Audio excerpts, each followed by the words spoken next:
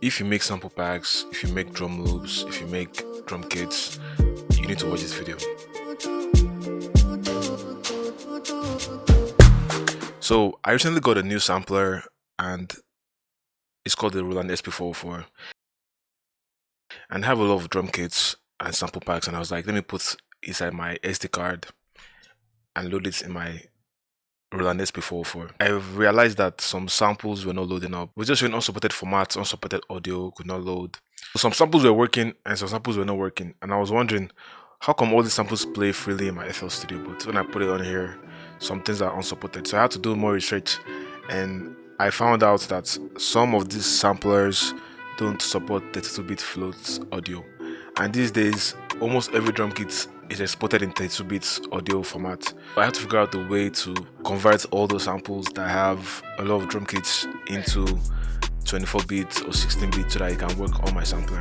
So if you're a sample maker, if you make drum kits, if you make drum packs, you should kind of consider this. I did some more research and I found out that even Splice uses 24-bit as their highest sample rate format. I went on this site and I saw my SP404. These are the supported samples: 16-bit or 24-bit resolution. You can use any of these frequencies: 44.1, 48.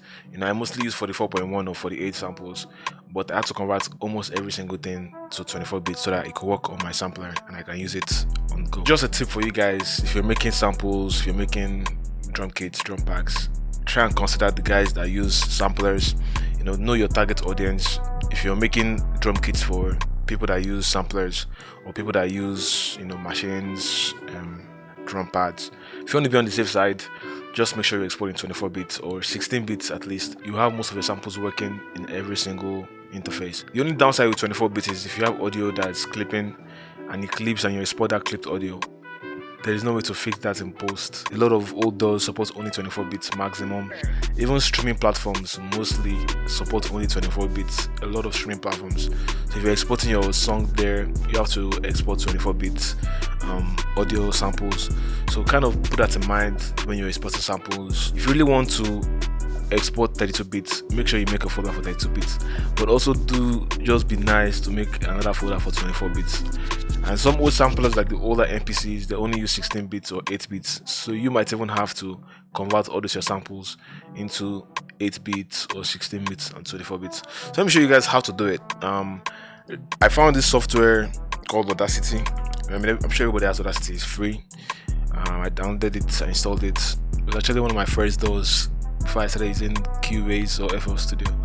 So I'm going to show you guys how to fix that. So I'm going to go inside my SD card, in my samples.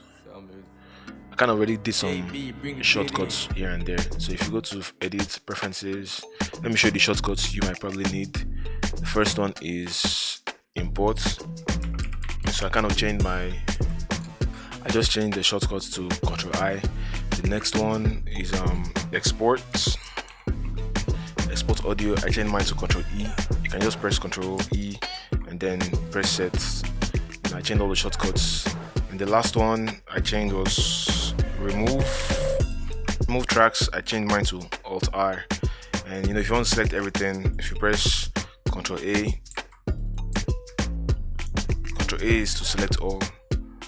So those shortcuts, I kind of set them to my own custom keys. The reason why I did that is because I don't want to click too much and I can just drag in samples and export. So I'm going to show you guys what I do my samples. So I have this drum kit I just downloaded, Freshman sample pack. Most of them say unsupported. So all I'm going to do is just come in here. I'm going to select all my samples, Shift, then I'm going to drag it in here. Then I press Ctrl-E, which I set as my shortcut already.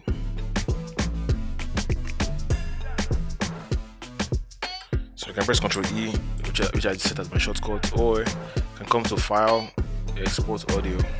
Then watch out for the settings, guys.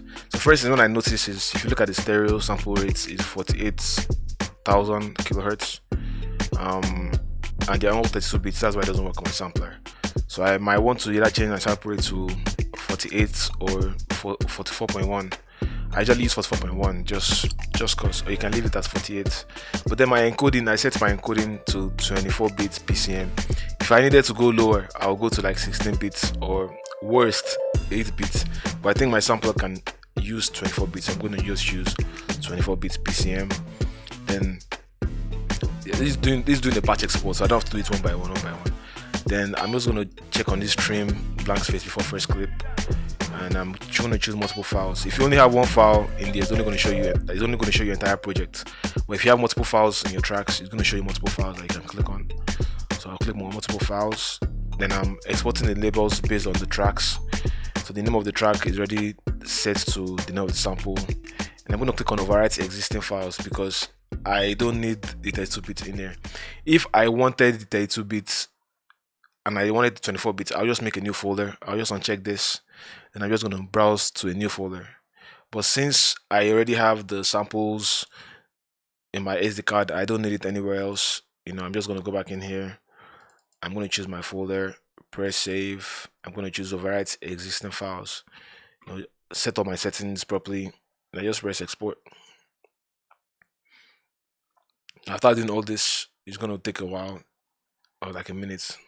Then it's going to work on my SP404.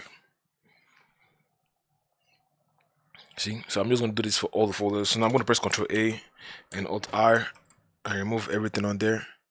Then I'm going to go to the next folder, percussion. I'll select everything, drag it in here, press Ctrl E, so export. I'm going to go to the folder.